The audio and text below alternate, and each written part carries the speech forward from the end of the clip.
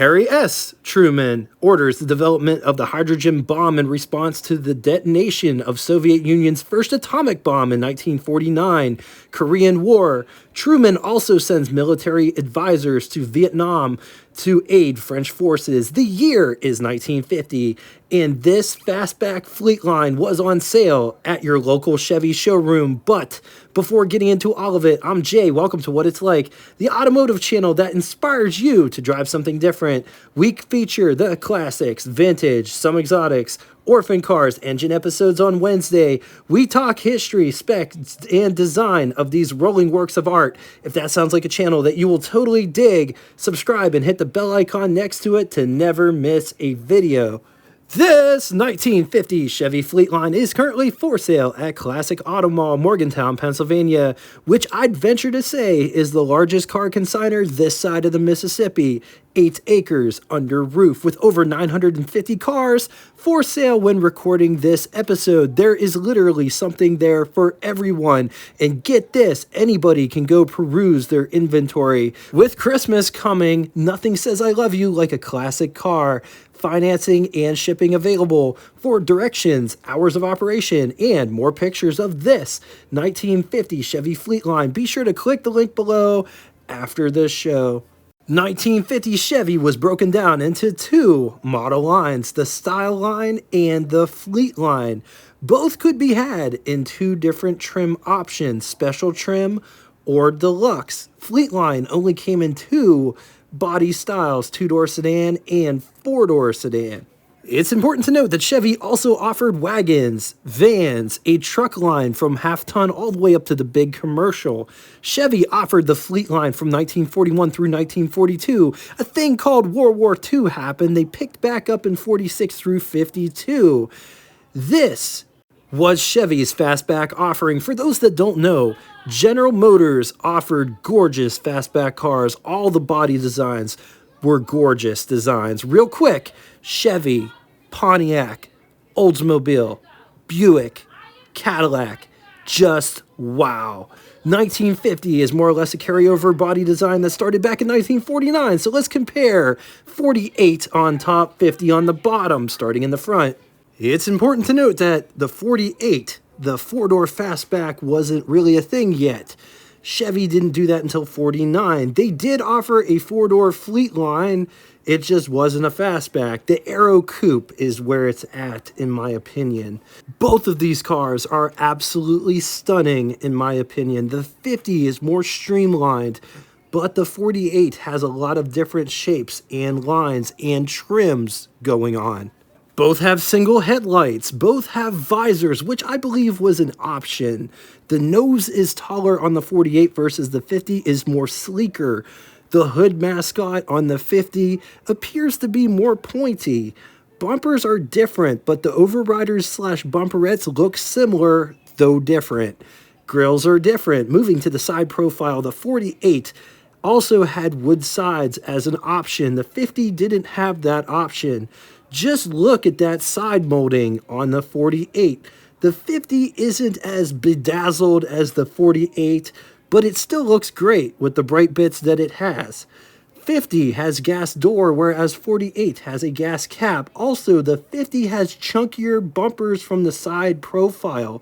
Moving to the rear section. This, to me, is where it's at for both of these cars. This is the piece of resistance. The rear fastback profile, which both of these cars have executed totally differently. Trunk lids are totally different. Horizontal brake lights on the 48 versus vertical on the 50. The rear windows are at different angles. Fender skirts are circular on the 48 versus more oval on the 50. Moving inside to take a look at the dash, which totally different on both of these. Which one do you like better? Let's talk specs. 197.5 inches long, 73.93 inches wide, 64 inches tall. It rides a wheelbase of 115 inches. It weighs 3,150 pounds. Price, $1,540, which is equivalent to you spending $19,660.30 the year 2023. Total Chevy production for 1950 was 1.4,098,590 units, of which Total fleet line was 313,796 units. Moving on to engine, two engines on offer. In the basement, 216 cubic inch displacement overhead valve, inline 6, 3.5 liters. It's good for 92 horsepower at 3,300 RPM, 176 pound-feet or 239 newton meters at 1,500 RPM. With a bore of 3.5 inches and a stroke of 3.8 inches, compression was 6.5 to 1. 4 main bearings when backed with a 3-speed manual transmission. 0 to 60 could be had in 19.7 seconds. Theoretical top speed of 75 miles per hour while achieving an average fuel economy rating of anywhere between 13.2 to 15 miles to the gallon. Moving on to the biggest and baddest engine on offer, 235 cubic inch displacement overhead valve, inline 6, 3.9 liters. It's good for 105 horsepower, 3,600 RPM, 186 pound-feet or 252 newton meters at 2,000 RPM with a bore of 3.56 inches and a stroke of 3.94 inches. Compression was 6.62 to 1 when backed with a 2-speed automatic power glide. 0 to 60 could be had in 20.4 seconds. Theoretical top speed 81 miles per hour while achieving an average 14.8 miles per gallon. In our new Chevrolet, so comfortably, safely, quietly, but around us is the strongest, safest, most durable automobile body we could buy. One feature we all definitely want in our car body for driving safety is broad, unobstructed panoramic vision.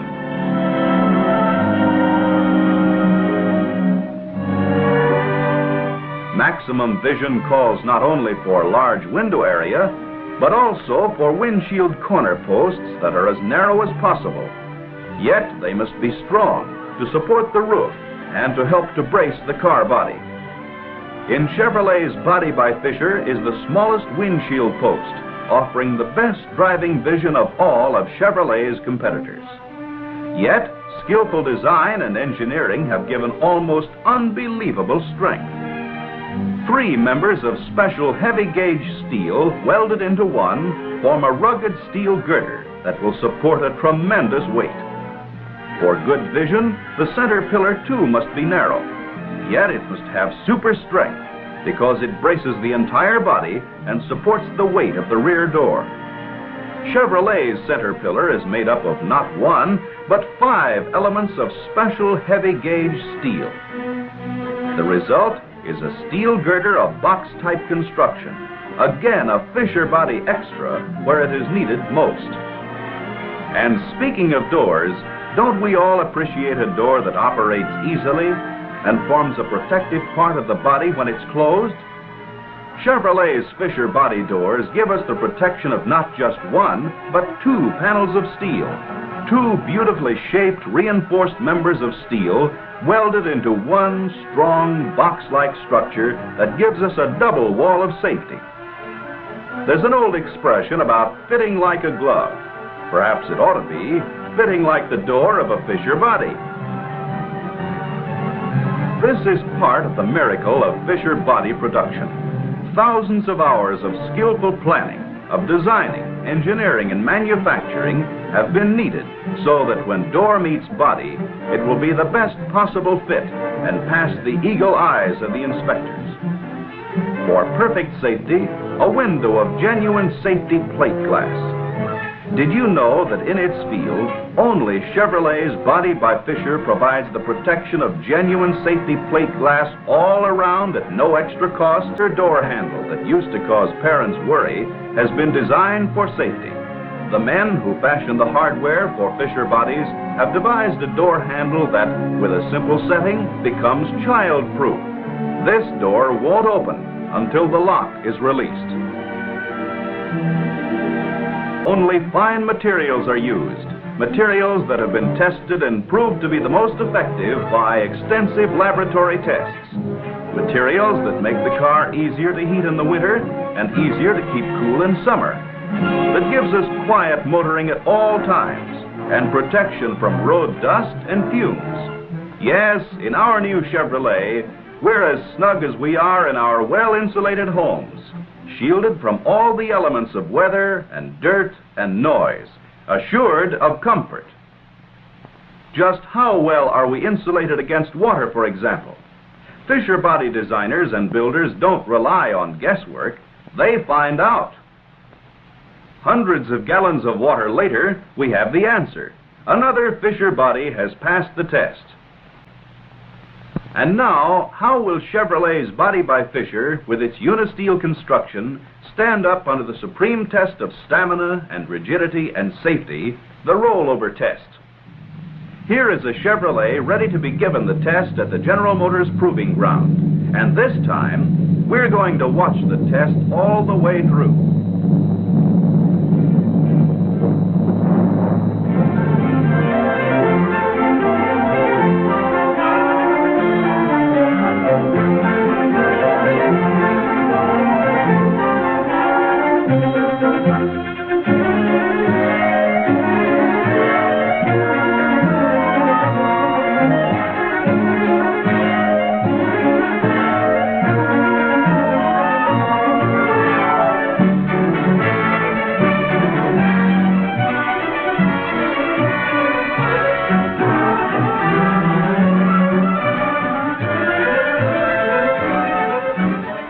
Test we'd ever care to take part in, but what a reassuring demonstration of stamina, ruggedness, and safety.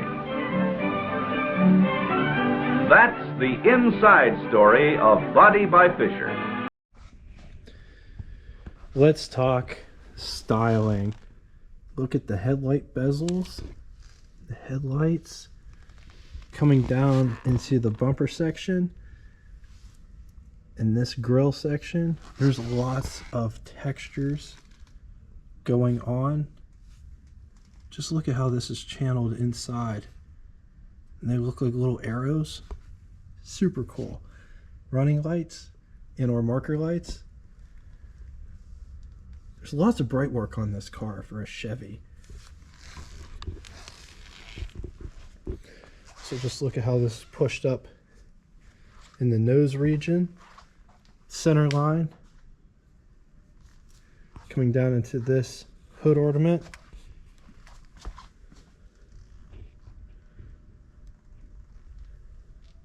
Nice Chevy crest there.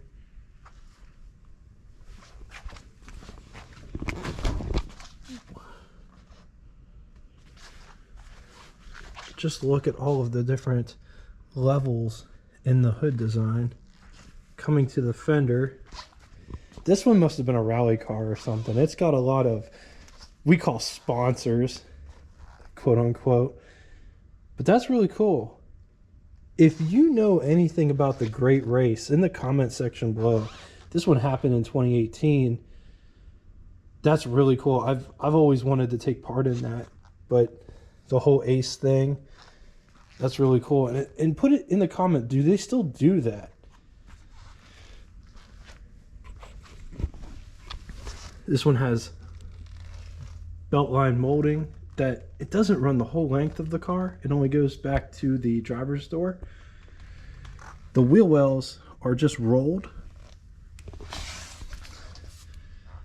You could probably call this a gravel guard.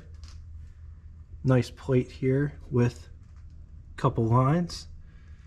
And then trim that runs the rocker.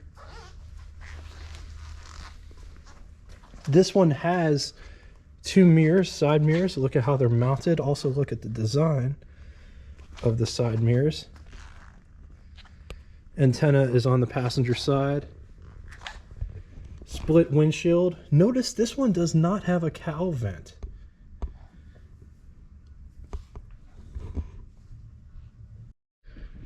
This one also has opposing windshield wipers, split windshield. And just take a look at all the bright work around the windshield. You have it at the bottom, on the sides, top, centerpiece. Little pedestals that are mounted to the bright work for the windshield wipers.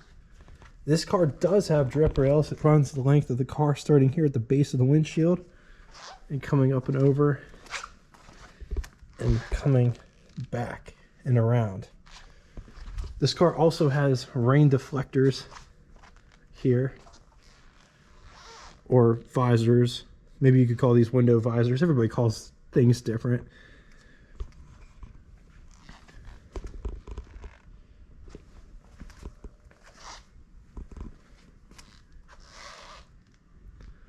But this one's the fastback fleetline body design, which I'm a huge fan of. And it's been a while since I've seen one in the wild. I never realized how far this extends out. Like, here's my hand for reference. It extends out pretty far. Like, it's a very distinctive feature of this car. Also, check out how the rocker trim meets it. Gravel guard here.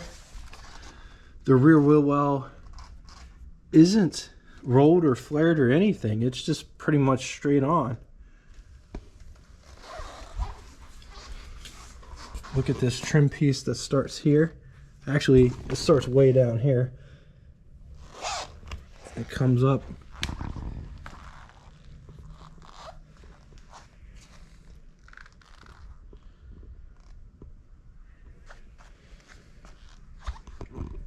Also notice all this trim. And this got rear vent windows, which is a really cool feature as well. The roof design. The rear window. And this trim piece, how it just kind of comes to a point and ends right here as the slope continues.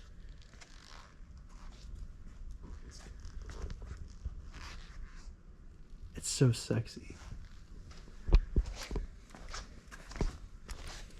And it's a 4-door. Could you imagine what it would look like with a 2-door? It would be amazing. These lights, they're tiny.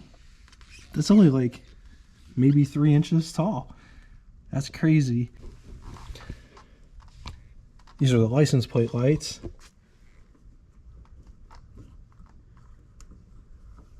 Keyhole to get inside the trunk back here. Just take a gander at this rear bumper situation.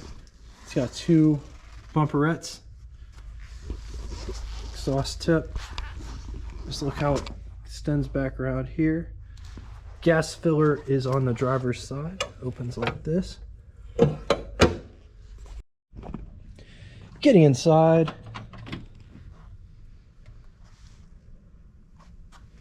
That's how far the door opens. It opens up 90 degrees to allow plenty of access into the car. Notice it's all framed out. Look at it. Feels like this is a vinyl material. I'm not 100% sure if this is the original material. It seems too, I don't want to say nice, but it seems too upscale for this car. In the comment section below, it might be. Carpet down here. Armrest, door handle to get out, and it's a bit plushy, so that would be a really nice armrest. Door handle to get out. Window crank for the big window. Operates like that. Vent windows are manual, and they open like this. Coming down inside the pedal box down here, you have the high beam switch, brake pedal, gas pedal. These are the climate controls and or heat. It's more or less heat and ventilation. Right up here, this is for, you slide it for off, defog, or de-ice, defrost settings. This slider is for air, and it's in the off position right now, low, medium, high, and then temperature, colder, warmer, over to the right. Handbrake is located right here. Take a gander at this interior.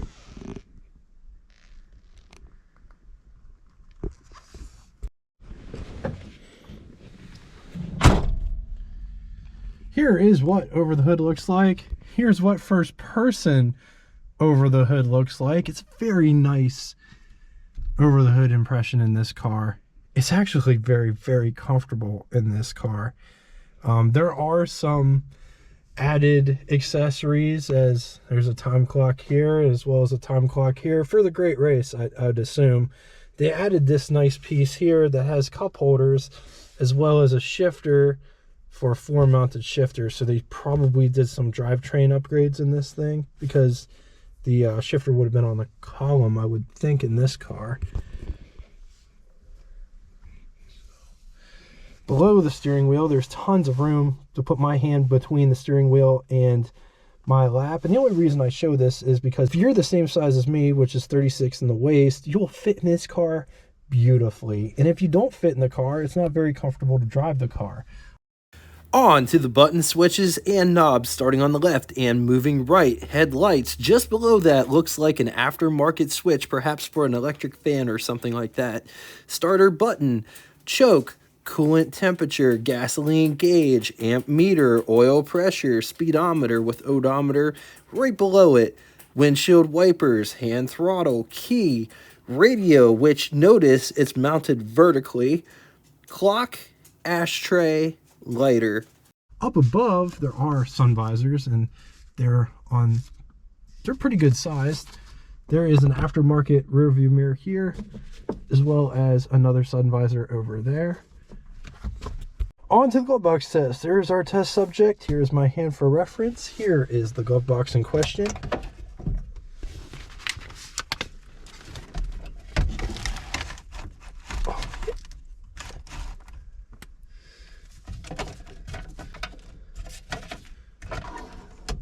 And it shuts. Coming to the rear section, just notice all that comes with this door.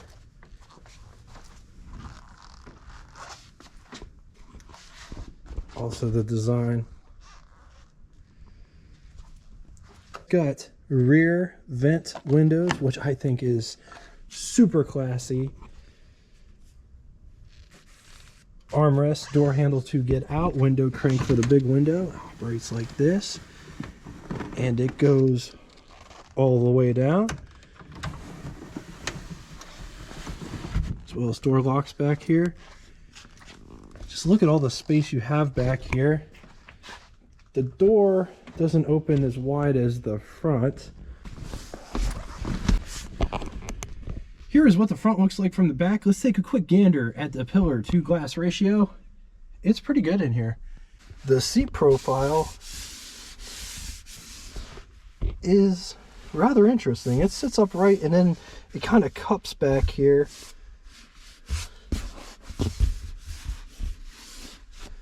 The seat bench is in a pretty good location. There is an ashtray in the back of the seat, as well as robe rail. Light there, as well as coat hook on both sides. And there is a lot, there's about a fingertip's length. I can put my fingertip in between my knee and the back seat. Coming to the under the hood section, the hood release is right here. There is a secondary catch right there. You push it away from you. So this is the secondary catch. It's got two horns in the front, one there, one there. Looks like they installed an oil cooler.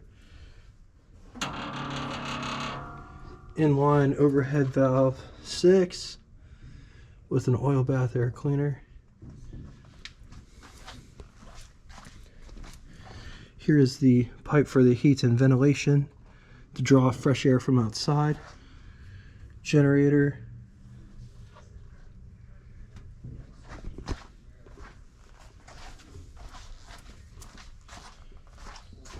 Looks like they upgraded this to a 12-volt battery. Coil and distributor right there. The starter is down inside there. On the positive side, stellar design. Looks great with the backdrop of all the boring blob cars of today. Built solid. They built a lot of these, so prices are still affordable against it. I've read that these things can be an absolute dog with the 2-speed Power Glide. 216 is it could feel a bit underpowered. All right, now it's time for Would You Rather. 2 scenarios today. In the first scenario, would you rather have a 1950 Ford or 1950 Chevy Fleetline or 1950 Dodge Wayfarer? I'm going to leave this here for a minute. If you need more time, feel free, pause the video. Moving to the second scenario, would you rather have a 1950 Pontiac Streamliner or 1950 Chevy Fleetline or 1950 Oldsmobile 88 Futuramic? Once again, going to leave this here for a minute. If you need more time, feel free, pause the video. Now it's time for Name That Tune. First person to get both the name of the band and the song title correctly in the comment section will have your comment pinned to the top of it. Thank you all so much for coming out and watching this. If you'd like to get in touch with me, shoot me a comment in the comment section below, or check out our Facebook group that correlates with this YouTube channel.